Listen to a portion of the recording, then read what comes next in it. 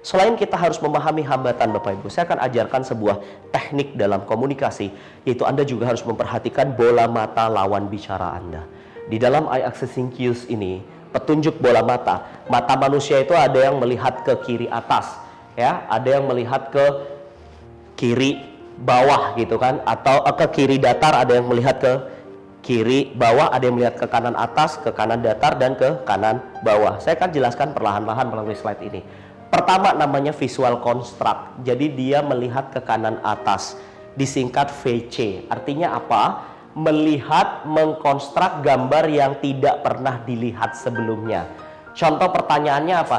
Bisakah Anda membayangkan gajah berkepala singa dan berbuntut kuda? Pasti mata Anda akan ke kanan atas. Kenapa? Mengkonstruk, membayangkan sesuatu yang belum pernah Anda lihat sebelumnya, membayangkan sesuatu yang belum pernah Anda alami sebelumnya. That's why visualnya mengkonstruk, mengakses otak kreatif di pikiran kita ya. Lalu kemudian auditory construct, mendengar, menciptakan suara yang tidak pernah didengar sebelumnya. Jadi mendengarkan suara yang belum pernah didengar sebelumnya. Coba dengerin lagu Gangnam Style menggunakan bahasa Sunda. Nah, ketika kita belum mendengar, kita pasti ke kanan datar. Lalu berikutnya apa? Kanan bawah. Itu namanya kinestetik. Penjelasannya apa? Merasakan sesuatu dalam bentuk feeling, emosi, atau sentuhan fisik. Jadi pada saat ada orang memegang kita akan ke kanan bawah. Atau pada saat kita merasa sedih, bahagia, mata kita cenderung akan ke kanan bawah. Oke, lalu yang berikutnya Bapak Ibu, ada namanya visual remember, itu ke kiri atas. Artinya apa? Kiri atas itu namanya kita mengingat gambar, bayangan yang sudah pernah kita alami, sudah pernah kita lihat sebelumnya. Contoh misalnya, coba ingatkah Anda waktu kelas 6 SD Anda duduk bersama siapa sahabat Anda? Nah, pasti mata kita akan ke kiri atas karena kita berusaha membayangkan itu. Lalu kemudian auditory remember, kiri datar, mendengar suara yang pernah kita dengarkan sebelumnya. Misalnya, coba dengarkan suara ibu Anda memanggil nama kecil Anda. Maka kita akan mengingat ke kiri datar ya. Karena apa? Meremember suara yang udah pernah didengar sebelumnya. Lalu kemudian ini auditory digital, kiri bawah, ini self talk Bapak Ibu. Saat kita bergumam atau saat kita ngomong dengan diri kita sendiri. Jadi dengan memahami eye accessing cues ini, pertama kita akan tahu lawan bicara kita jujur atau tidak, jujur atau berbohong. Ketika kita mendengarkan dan dia matanya ke kanan atas, berarti dia sedang mengkonstruk informasi, yaitu dia sedang mengakses otak kreatifnya ya. Makanya orang berbohong matanya ke kanan, baik itu kanan datar soal suara, ke kanan atas. Misalnya dia kemarin ngomong gini tapi matanya ke kanan datar, berarti dia mengkonstruk ya. Aku kemarin, dia sedang membayangkan tetapi mengkonstruk. Tapi kalau misalnya dia ke kiri datar, berarti dia sedang mengingat sesuatu yang pernah diingat sebelumnya Bapak Ibu ya. Tapi hati-hati, orang kidal itu sarafnya kebalik. Atau ada orang yang terbiasa untuk di tempat kerjanya dia di kiri ada jendela, jadi dia suka menoleh ke kiri. Atau waktu bayi orang tuanya selalu berdiri di posisi kanan dia, maka cenderung matanya akan mengarah ke satu titik. That's why kita harus tes apakah posisinya sesuai normalnya, karena normalnya itu begitu. Kiri atas itu remember, kanan atas itu visual construct, kiri datar auditory remember, kanan datar auditory construct, kiri bawah itu adalah auditory digital self talk, kanan bawah itu merasa. Tapi kalau misalnya sudah kita tes, kadang kalau kita conversation atau percakapan sama orang, saya suka mengatakan tes seperti ini. Kamu sebelum tinggal di sini tinggal di mana? Atau misalnya, dulu kerja di mana sebelum di sini? Ketika pertanyaan simple itu dia jawab dengan menoleh ke kiri, oh berarti rememberingnya normal. Tapi kalau misalnya dia ke kanan, saya akan coba tes lagi dengan pertanyaan imajinatif. Misalnya contohnya, rencana kamu kira-kira 2 tahun ke depan apa sih? Kalau kamu harus beli mobil nih, menurut kamu mobil apa yang paling cocok? Kita lihat apakah dia ke kiri sekarang. Oh, kalau tadi dia meremember ke kanan, konstruknya ke kiri, berarti sarafnya kebalik. Tapi kalau ternyata saat meremember dia ke kiri dan mengonstruk ke kanan, berarti normal. Nah, akhirnya next step, dia sekarang sudah saya pahami. Dia jujur atau tidak, saya bisa mengamatinya, Bapak Ibu. Jadi ini powerful banget ya. Dan sampai sekarang masih digunakan oleh FBI, CIA, bahkan kepolisian untuk menginterogasi lawan bicara. Nah, fungsi juga ketika kita berkomunikasi bukan hanya untuk itu, tetapi kalau misalnya kita mengamati, misal saya lagi cerita nih, saya lagi bercerita kepada lawan bicara, ternyata lawan bicara saya menoleh ke kiri atas, berarti dia juga sedang meremembering pengalaman yang sama yang mungkin pernah dialami di masa lalu. Sehingga apa? Kita bisa langsung membacktrack setelah kita selesai bicara. Jadi Bapak dulu juga pernah ngalamin ya, seperti yang saya alami. Iya, nah itu akan membangun rapport lebih bagus lagi. Nah, ketika orangnya ke kanan, maka dia berusaha membayangkan, merasakan ya kan, di versi dia, membayangkan kalau itu terjadi pada dia. Jadi respon kita gimana? Coba kan Pak, Bapak bayangin kalau Bapak mengalami hal itu Pak. Ah, dia sedang mengkonstruk, dia sedang ngebayangin. Tapi kalau misalnya dia ke kiri bawah, dia lagi self-talk Bapak Ibu. Dia lagi ngomong sama dirinya sendiri. Kita tanya, menurut pendapat Bapak kira-kira, apa yang harus saya lakukan so far? Nah, dia sedang berusaha untuk memberikan saran. Ketika dia ke kanan, dia berusaha memahami perasaan kita atau empati. Bisa kan Pak, Bapak rasakan? Nah, jadi kita bisa menggunakan kata-kata seperti itu Bapak Ibu. Jadi Assessing Cues juga dalam ilmu jualan, ketika kita lagi mempresentasikan sebuah produk, prospek kita ke kiri, berarti dia sedang meremembering produk yang pernah dipakai. Dia pernah pakai produk itu, maka kita langsung ngomong, Bapak pernah pakai produk ini sebelumnya? Dia pasti akan kaget. Tahu dari mana dia berpikir saya membayangkan gitu. Kita padahal melihat bola matanya. Pepatahnya apa? Mata tidak pernah bisa bohong. Walaupun Anda dengan sengaja untuk meng-create, nanti lama-lama balik sendiri kok. Ya, saya aja yang sudah memahami ini, tetap saja saat berkomunikasi akan ke bawah, karena itu saraf, nggak bisa dilawan, itu sistem. Nah, kalau prospek kita saat kita presentasi ternyata melihat matanya ke kanan, berarti dia sedang membayangkan besok produk ini kalau dipakai itu kayak gimana. Sehingga sales responnya harus mengatakan, Pak, menurut Bapak cocoknya ini dipakai kemana Pak? Bayangkan Pak, kalau Bapak pakai ini nanti Pak, akan seperti apa jadinya. Nah, dia akan langsung nyambung. Begitu dia ke kiri bawah, dia lagi self-talk. Ini sebenarnya perlu dipersuasi. Dia lagi gini, beli nggak ya? Beli nggak ya? Nah, dia lagi berkomunikasi sama dirinya. Respon Anda, Pak, Bapak nggak usah khawatir Pak. Ini hari ini kalau Bapak deal banyak bonusnya. Anda harus meyakinkan. Nah, kalau prospek dia ke kanan bawah, prospek Anda ke kanan bawah, maka hati-hati. Bisa jadi dia sedang tidak happy dengan produk tersebut.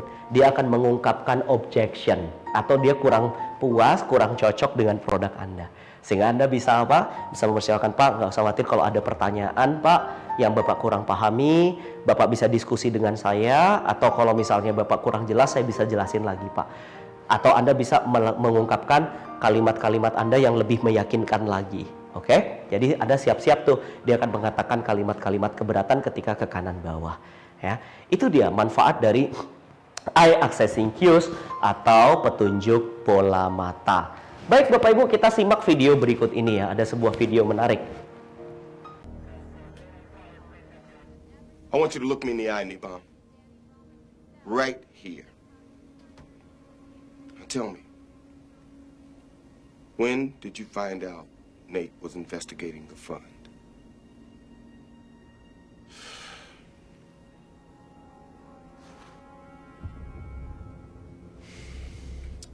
I first found that Nathan was conducting the investigation after I spoke with you after he was killed. You're lying. And I know you're lying. Oh, you know it, huh? Well, you read my mind, Roman, is that it? No, I'm not. I'm reading your eyes. The eyes can't lie. Didn't you know what I was doing? A quick lesson in lying. See, this is what us real cops do. We study liars. Example. If I ask you a question about something visual, like your favorite color, and your eyes go up and to the left, well, neurophysiology tells us that your eyes go in that direction because you're accessing the visual cortex. Therefore, you're telling the truth. If your eyes go up and right, then you're accessing the creative centers of the brain, and we know you're full of shit. Now, let's try this again. What's your favorite television show? I'm not gonna play your stupid fucking game, okay, Roman? Oh, why, Nibam? You afraid we'll catch you on a lie? When did you find out Nate was investigating the fund? after I spoke with you. Whoa, that is a fucking lie if I've ever Fuck seen you. one. Never even blinked my eyes, you scum. You didn't have to fucking blink, pig. Nebom. It's your body language. It says you're lying. He's nervous, Danny. What do you expect from him? Shut up, Frost. You know how this works. It's not just your eyes, Nebom. It's everything. If you cough, sneeze, cross your legs, scratch your ass, they're all telltale signs. You can't cheat. You can stare at me with those dead-ass eyes of yours all you want. You can't beat the system. One last question. Do you know who killed Nate?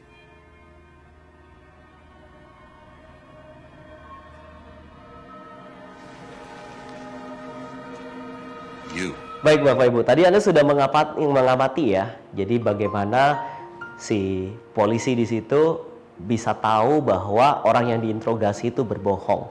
Bahkan ketika di pertanyaan berikutnya dia berusaha memanipulasi, itu tetap ketahuan ya. Nah, kalau itu namanya micro expression atau micro muscle movement. Jadi mempelajari gerak tubuh. Karena orang berbohong itu bukan cuma saja dari bola mata saja, tetapi seperti mengeluarkan lidah sebelum bicara, melipat bibir, terus kemudian garuk-garuk, ada jeda kalimat yang terpatah-patah, nggak fluent ngomongnya. Kemudian berikutnya lagi menggosok pangkal hidung padahal dia tidak sedang pilek, berdehem sebelum dia berbicara, menutupi mulutnya saat dia berbicara. Itu adalah tanda-tanda mereka berbohong. Menyilangkan kaki seperti ini saat duduk dan menggosok kakinya seperti ini sambil dia berbicara. Itu tanda-tanda bahwa orang itu punya pola dalam berbohong. Dan ketika mereka berbohong, mereka akan menggerakkan bagian tubuh yang sama. Seperti tadi di video tadi, Nebom dia ada gerakan yang sama, yaitu apa? Menjilat bibirnya seperti ini sebelum berbicara. Dan di pertanyaan berikutnya, walaupun matanya dimanipulasi, itu juga dilakukan, yaitu mengeluarkan bibirnya dan mengeluarkan suara. Nah, seperti itu ya. Seperti seolah-olah dia makan permen gitu ya. Nah, itu tanda-tanda bahwa dia berbohong. Makanya si polisinya tahu dia berbohong di pertanyaan berikutnya padahal matanya dimanipulasi. We cannot cheat the system. Kita nggak bisa mencurangi sistem ya. Bapak Ibu, kemarin kita sempat bahas ya di video-video sebelumnya soal human model of the world atau bagaimana manusia menangkap dunianya, yaitu saat manusia menangkap dunia ditangkap melalui panca indera, dirubah dalam bentuk visual, lalu kemudian menjadi gambar, ditangkap oleh auditori, lalu menjadi suara, ditangkap oleh kinestetik, sentuhan, rasa, lalu menjadi sebuah rasa. Ditangkap oleh hidung, penciuman, akhirnya menjadi bau atau aroma. Ditangkap oleh mulut, dikecap, akhirnya menjadi rasa di mulut. Ya, sebuah rasa lezat, pahit, manis. Lalu ini masuk ke otak, difilter. Difilter ada 3, delesi, distorsi, dan generalisasi. Supaya apa? Supaya otaknya nggak ngeheng. Sama filter ini juga menyesuaikan dari apa? Language, terus metaprogram, memori, nilai, keyakinan, sampai ini terciptalah persepsi. Jadi kita hidup selama ini dengan persepsi kita. Yang kita nikmati, yang kita jalanin adalah persepsi kita, bukan teritori atau bukan dunia kenyataannya, tapi dunia di dalam diri. Kenyataan di luar itu hanya milik Tuhan. Kita yang hidup dalam dunia kita masing-masing. Di mana persepsi atau dunia dalam diri, ini masing-masing orangnya berbeda Bapak Ibu antara satu sama lainnya. Persepsi inilah yang mempengaruhi mood kita dalam menjalani kehidupan dan mempengaruhi perilaku kita, kondisi fisik kita dipengaruhi dari persepsi kita. Kalau persepsinya isinya negatif, maka tubuh Anda responnya juga negatif, perilakunya negatif, akhirnya terbentuklah menjadi sebuah budaya yang membentuk sebuah lingkungan. Karena orang dengan persepsi yang sama menyatu, terciptalah sebuah pola yang sama atau terciptalah sebuah pemikiran yang sama. Bapak Ibu, karena kita kemarin sudah membahas soal filter dan sekarang saya ulangi lagi soal filter dalam komunikasi. Tadi juga saya sudah jelaskan hambatan dalam komunikasi seperti kisah kolonel tadi yang menyampaikan pesan kepada anak buahnya. Ternyata banyak banget pelanggaran informasi yang selama ini dilakukan oleh manusia. Pelanggaran-pelanggaran itu kadang nggak dia ngerti. Jadi banyak orang berkomunikasi sebenarnya nggak ngerti dengan apa yang dia ucapin sebenarnya. Ya, kenapa? Karena dia nggak sadar dia ngomong itu asal keluar aja. Kita cenderung sebagai manusia itu terlalu boros kata. Makanya jadi nggak objektif, semuanya subjektif. Karena semua berdasarkan peta internal, semua berdasarkan persepsi yang dikomunikasikan, ada filternya, ada yang di-delete, ada yang di-stop, di-generalisasi. Berarti di dunia ini sebenarnya naturally tidak ada orang yang 100% jujur. Pasti semuanya akan menceritakan dengan versinya masing-masing. So Bapak Ibu, ada sebuah komunikasi yang disebut dengan metamodel. Apa itu metamodel? Kita belajar istilah baru dan ilmu baru sekarang ya. Sebenarnya teknik ini banyak digunakan oleh para terapis, para psikolog, yaitu First Paul, Virginia Satir, kalau Bapak Ibu pernah mendengar tokoh tersebut. Bahkan mereka ini tidak melakukan terapi apapun ke pasiennya, ke kliennya ini bisa sadar sendiri, sembuh sendiri. Hanya cukup menjelaskan kembali informasi yang dikatakannya, dikonfirm kembali, ditanyakan kembali, disadarkan kembali yang disampaikan. Karena banyak orang nggak ngerti yang dia omongin. Akibatnya terjadilah namanya violation atau pelanggaran. Nah, fungsi dari metamodel ini adalah untuk apa? Menemukan informasi yang hilang, yang sebenarnya. Karena kan ada yang di-delete, ada yang di-distort, ada yang di-generalize atau disamaratakan. Kita flashback lagi, delete itu berarti menghapus informasi ya, baik keseluruhan, sebagian, atau separuh. Kenapa? Karena dianggap tidak penting menurut dia, disesuaikan sama tadi bahasa, tata krama menurut norma-norma yang berlaku di budaya dia, agama, keyakinan, nilai diri. Akhirnya dihapus versi dia. Lalu apa? Didistorsi itu ditambah-tambahin atau dikurang-kurangin. Generalisasi itu disamaratakan sama kejadian lain atau pengalaman pribadi dia. Itu namanya generalisasi. Makanya muncul namanya pelanggaran, karena komunikasinya tidak lagi objektif, jadinya subjektif, sehingga orang hanya mengkomunikasikan berdasarkan kepentingan masing-masing. So kita temukan yang hilang apa informasinya, yang di-delete sama dia, yang ditambah-tambahin sama dia, yang disamaratain sama dia, terus menghubungkan dengan pengalaman internal. Jadi kita tahu nih, oh, dia menghubungkan dengan pengalaman internalnya yang mana, seperti apa? Mengubah peta kognitif map-nya. Jadi kita mengubah persepsinya dia tadi tentang sebuah pemahaman. Kan ingat tadi tujuan komunikasi apa? Mengubah keyakinan orang, mempengaruhi orang. Jadi harus tahu, sehingga kita bisa membantu dengan metamodel ini menggali informasi supaya bisa lebih detail dan bisa lebih spesifik lagi. Jadi yang tadinya ada pelanggaran atau subjektif menjadi lebih objektif. Contohnya nih Bapak Ibu, kita bahas dari yang delesi dulu ya. Berarti ada pola komunikasi yang cenderung dihapus. Yang pertama namanya simple deletion atau dihapus secara sederhana. Misal, saya sakit hati. Coba Anda hayati kata, saya sakit hati. Clear nggak kalimat itu? Jelas nggak kalimat itu? Enggak. Ada yang di-delete, itu ambigu Bapak Ibu. Sama dengan soal tadi. Respon kita gimana? Kita harus mentajamkan. Sakit hati karena apa? Siapa tepatnya yang membuat kamu sakit hati? Sakit hati bagaimana maksudnya menurut kamu? Kita perdetail lagi sehingga dia bisa menjelaskan lagi. Oke, itu namanya simple deletion. Ya, contoh misalnya kita ditanya, Pak, ini produk ini bagus banget Pak. Oh, sebentar. Yang Anda maksudkan bagus itu bagaimana? Ya, tepatnya. Itu terdelesi Bapak Ibu. Tapi selama ini Anda tidak pernah bertanya, tidak pernah mengkonfirmasi kembali sehingga menjadi sebuah belief di otak Anda. Oh, ya bagus. Saya sakit hati. Oh, yang sabar ya, sakit hati, sabar. Sehingga disetujui.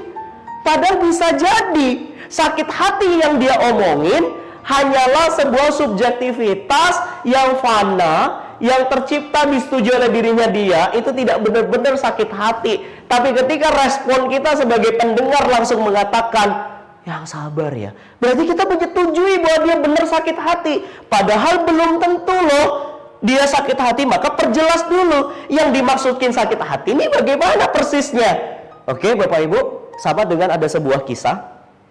Seorang suami ya, itu pulang, seorang istri curhat sama temannya. Dia bilang begini, kesel aku, marah. Tahu kenapa? Udah gak kuat lagi. Kenapa? Suamiku tuh suka kasar sama aku. Dia suka nyakitin aku. Perhatiin, dia curhat nih. Padahal ada intention di dalam dirinya, pengen dapat perhatian dari temannya, pengen didengar oleh temannya. Dan memang ya, ternyata kejadiannya nggak seperti itu. Kejadiannya bisa jadi suaminya ini memang pulang malam. Dia kesel saat itu, ada emotion karena sibuk dan suaminya udah jelasin. Tapi kan dia harus melakukan pembenaran. Gak mungkin dia misalnya menjelekkan dirinya, dia mengatakan, ya aku kemarin salah sih, suamiku kerja, dia udah jelasin. Itu terdelete. Sehingga yang muncul adalah pada saat suaminya datang pulang malam, maaf ya, aku pulangnya malam. Kamu nonton apaan? Terus kemudian dia menepuk pipinya. Tak, ini ada nyamuk. Kamu itu ya? Nah, dia emosi, nepuk nyamuk di pipinya, didelete sama dia, didistort sama dia, dan disampaikan bahwa itu sakit. Karena waktu itu dia marah juga, kesel. Udah. Lalu didistorsi, disampaikan ke temannya, suami saya menyakiti saya. Padahal kejadiannya bisa jadi jauh sekali daripada yang diceritakan. So that's why kita harus mengklarifikasi dengan jelas yang terdelete apa. Inilah fungsi dari metamodel, Bapak Ibu. Kedua, comparative deletion. Apa ini? Kita menghapus pembandingnya. Jadi langsung ngomong yang terbaik, yang paling nomor satu. Ya, contohnya, ini peristiwa paling menyakitkan yang pernah saya alami dalam hidup saya. Lebay kan? Tapi kita sering ngomong kayak gitu. Tapi kita sering dengar orang ngomong kayak gitu.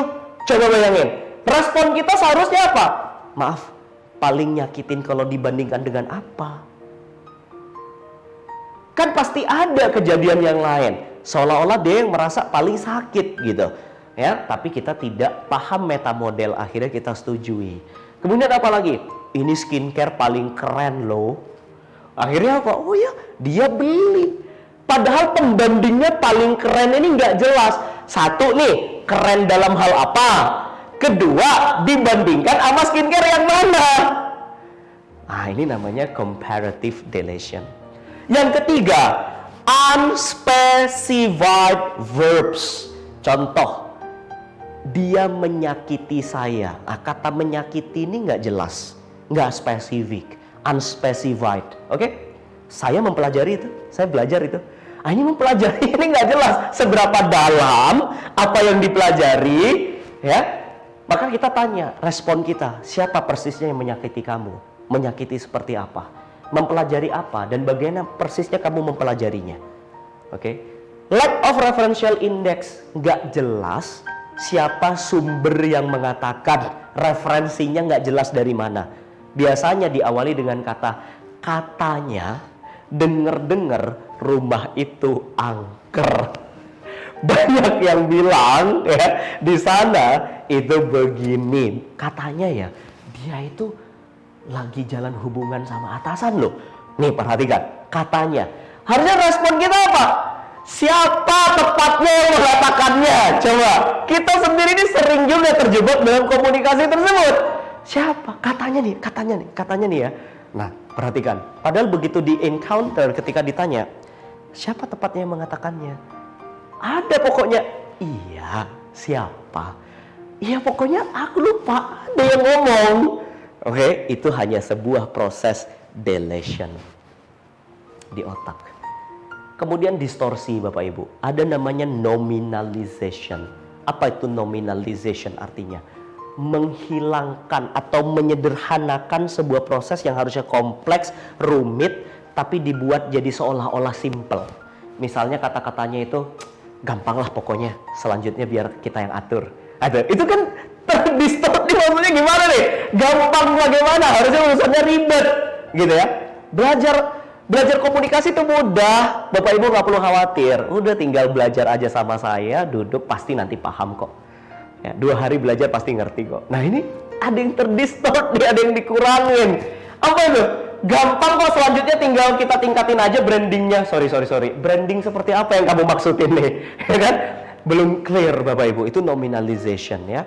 Lalu kemudian ada loss performative. Ini juga sama dengan tadi lack of referential index. Nggak jelas, ini data, ini kata-kata dari siapa. Nggak jelas banget. Oke, contoh, Pak Mali, anak cewek duduk di depan pintu sambil makan. Ntar susah dapet jodoh. Bener nggak? Sering nggak? Ya. Apa yang terjadi kalau kita percaya ini? Akhirnya jadi belief system. Dipercaya. Terus apa lagi? 80% bisnis itu sukses karena pakai digital marketing. Waduh, siapa yang ngomong? Atau yang paling sering begini, menurut riset dari penelitian, ada sebuah penelitian. Penelitiannya siapa? Kapan dilakukan ya? Menurut survei dari Gallup Internasional, surveinya kapan? Ya, mana source-nya? Tapi kita percaya. Bandingin coba dengan kita ngomong, makan banyak jambu air itu membuat badan kita lebih segar. Itu yang pertama. Yang kedua, menurut penelitian, para ahli mengatakan makan jambu air akan membuat badan kita lebih segar. Kita percaya yang kedua, bener nggak? Padahal penelitiannya juga kadang nggak jelas. Banyak banget para komunikator menggunakan teknik ini untuk meyakinkan prospek. Itu disebut dengan the loss performative.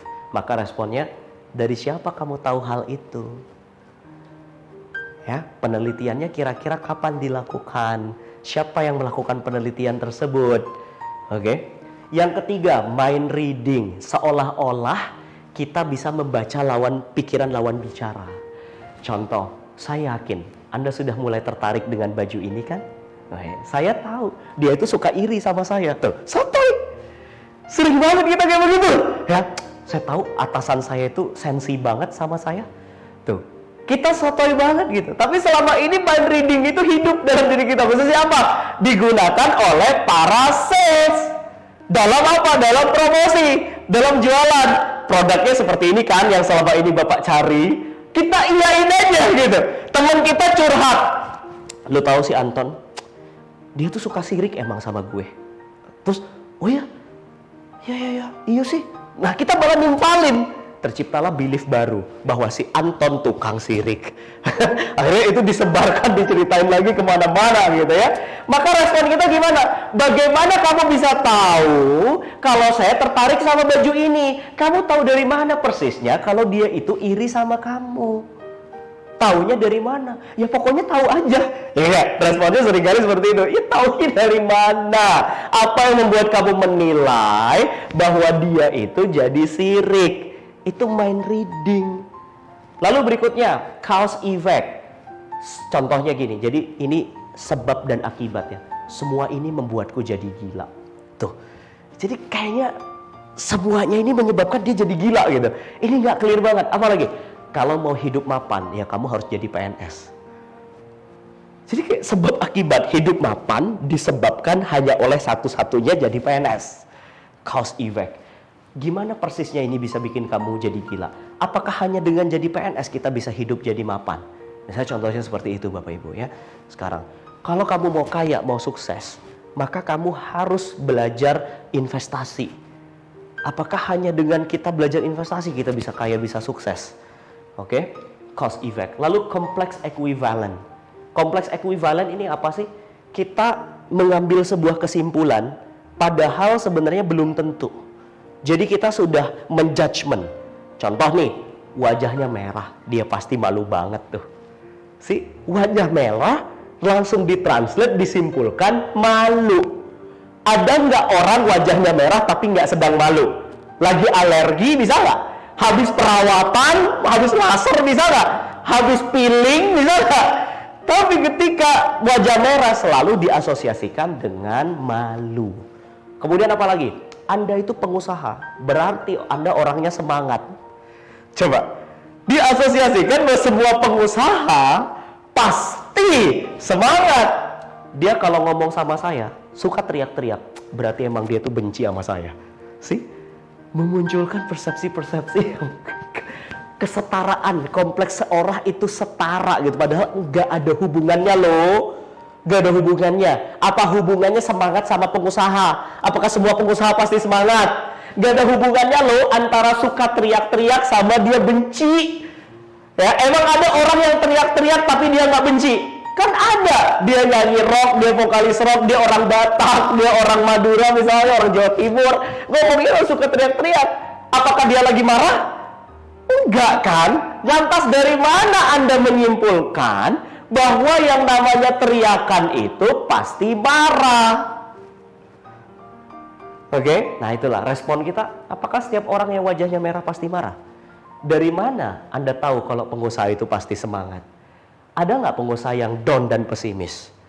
Banyak juga. Dari mana Anda tahu kalau teriak itu artinya benci?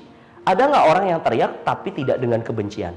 Apakah setiap teriakan itu sudah pasti menggambarkan kebencian? Enggak juga. Lantas dari mana Anda menyimpulkan itu? We don't know actually apa yang kita katakan. That's why banyak orang sembuh tanpa dilakukan proses terapi, cuma dirubah saja peta kognitif pemahaman dari kata-kata yang sering diucapin. Inilah juga sebab kenapa kata-kata bisa sangat berdampak pada hidup Anda. Hati-hati dengan apa yang Anda katakan. Jadi belief ke Anda dan sifatnya langsung direktif, langsung sepersekian detik merespon tubuh Anda. Oke? Presupposition atau membuat asumsi-asumsi. Misalnya orang kaya di mana-mana itu sombong. Responnya apa? Di mana Anda tahu kalau orang kaya itu pasti sombong? Itu kan sebuah asumsi saja gitu ya. Terus kemudian apa? Generalisasi penyamarataan. Misal ada model operator, ini ada dua. Model operator yang pertama namanya necessity, seolah-olah jadi keharusan. Misalnya, kamu harus percaya dan dengerin aku. Kamu harus percaya deh sama aku. Ya, ini seolah-olah kita harus percaya, harus dengerin gitu. Kayak nggak punya hak untuk nggak percaya. Atau contohnya paling simpel gini, kamu harus coba ada mie ayam enak di situ. Pokoknya harus coba. Jadi kita tuh kayak nggak punya hak untuk emang apa yang terjadi gitu kalau saya nggak nyoba itu. Emang apa yang terjadi kalau gue nggak percaya sama lu gitu, ya. Jadi akhirnya seperti itu. Responnya emangnya apa yang terjadi kalau aku nggak dengerin dan percaya sama kamu? Oke? Possibility kemungkinan. Ada kata kayaknya, maybe, mungkin, ya. Dia membuat kemungkinan ya. Kayaknya aku nggak sanggup deh buat ngelakuin ini. Kayaknya aku nggak bisa deh untuk nerusin hubungan ini. Ada kata possibility gitu. Aku nggak bisa ngomong di depan umum. Nah, dia sudah ada possibility. Responnya, apa yang terjadi emang kalau kamu ngelakuin itu? Emang apa yang terjadi kalau kita lanjutin hubungan kita? Emangnya apa yang terjadi kalau kamu berbicara di depan umum? Gitu. Oke? Lalu kemudian yang kedua, universal quantifier. Contohnya apa? Dia selalu. Ada kata selalu, mesti. Mesti, selalu, always. Contohnya, dia tuh selalu nyakitin saya. Kalimat kedua, saya kalau bisnis itu mesti sering ketipu deh. Tergeneralisasi. Oke? Maka responnya, apakah setiap saat dia selalu menyakiti Anda? Tidak pernah satupun ada kebaikan yang dia lakukan untuk Anda? Suami saya itu mesti deh. Nah, ya, kita kaji, jadi digeneralisir itu. Kemudian tertipu bagaimana yang kamu maksudkan? Apakah selamanya saat jalan bisnis kamu pasti akan tertipu di masa depan? Ya enggak juga. Lantas dari mana kamu mengatakan bahwa kalau kamu bisnis mesti sering ketipu? Berapa kali yang kamu maksudkan sering itu? Kadang-kadang dia cuma ketipu sekali, otaknya sudah melebay-lebaykan dengan mengatakan saya sering ketipu. Ya.